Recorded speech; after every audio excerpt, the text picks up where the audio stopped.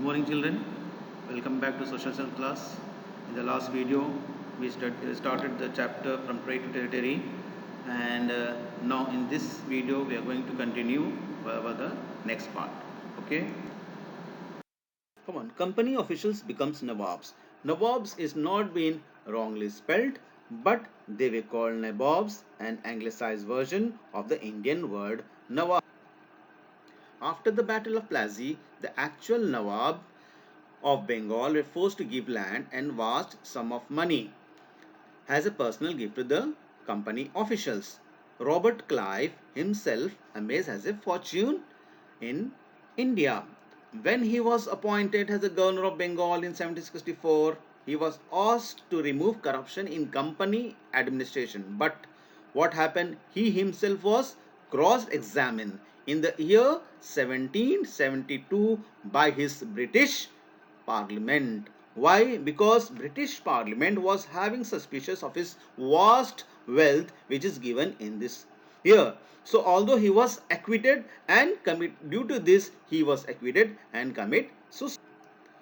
However, not all company officials succeeded in making money like Robert Clive. Many died an early death.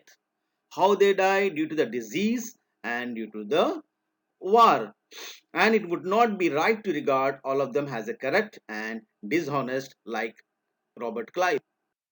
Tipu Sultan, the tiger of Mysore. Mysore had grown in strength under the leadership of powerful rulers like Hyder Ali, ruled from 1761 to 1782, and his famous son Tipu Sultan. Who was Tipu Sultan? Son of Hyder Ali. This Tipu Sultan ruled from which year? 1780 to 1779. They belong to which part? Mysore, that is Karnataka. And he controlled the profitable trade from cardamom, purchased pepper and cardamom from the Malabar coast. In 1785, Tipu Sultan stopped this export of sandalwood, pepper and cardamom through the port of his kingdom, that to the Malabar coast. He also established a close relation with whom? With the French. Why he established relation? Because he want to modernize the army with the help of the French. And the Britishers were very furious about these two, father and son, that is Hyder and Tipu, has they believe that they were ambitious and arrogant and dangerous rulers who had to control, and British told that they have to control these two rulers, whom? Hyder Ali and Tipu Sultan. And for this reason they fought the four wars with the Mysore, and only in the last battle, though they won the before the battle were those three battles, but in the last battle of Srirangapatnam did the company ultimately win a victory. And in this victory, Tipu Sultan was killed defending his capital, Srirangapatnam. So Mysore was placed under the former ruler dynasty of Vodayas, and subsidiary alliance was imposed on the state. See, this is the Tipu expanded iron cased Mysorean rocket which he deployed in the resistance against the military advance of the British. He remained an implacable enemy of the British East India Company, bringing them into the renewed conflicts with an attack. In the Third Anglo-Mysore War, Tipu was forced into a humiliating treaty, losing a number of previous conquered territories, which including Malabar and Mangalore. In the Fourth Anglo-Mysore War, the combined force of the British India Company and the Nizam of the Hyderabad defeated Tipu and was killed on 4th May 1799 while defending his fort of Srirangapatnam. War with Marathas. From the late 18th century, the company also sought to curb and eventually destroy Maratha power with the defeat of Third Battle of Panipat in 1769. The Maratha dreams of ruling Delhi was shattered. They divided into many states under the different chiefs, that is Sardar, belonging to the dynasties such as Sindhia, Holkar and Gaikwad. The Second Anglo-Maratha War 1803 to 05 was fought with the different fronts, with the resulting gaining the Orissa and the territories of northern river Yamuna, including Agra and Delhi. Third Anglo-Maratha War 1817 to 19 crushed whose which power? Maratha power.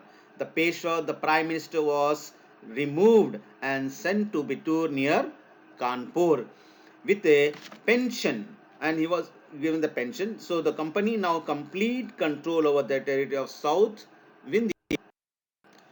The doctrine of lapse was annexed policy purposely devised by whom? Lord Dalhousie, who was the Governor General for the East India Company in between 1848 to 1856.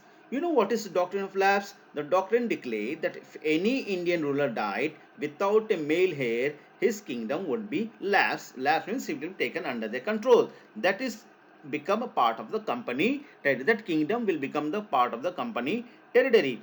One kingdom after another was annexed, means were taken under the control simply by applying this doctrine of lapse. What are the places here? Satara, Sambalpur, Udaipur, Nagpur, and Jhansi. Finally, in 1856, company also took over Awadh, and British India had added the argument.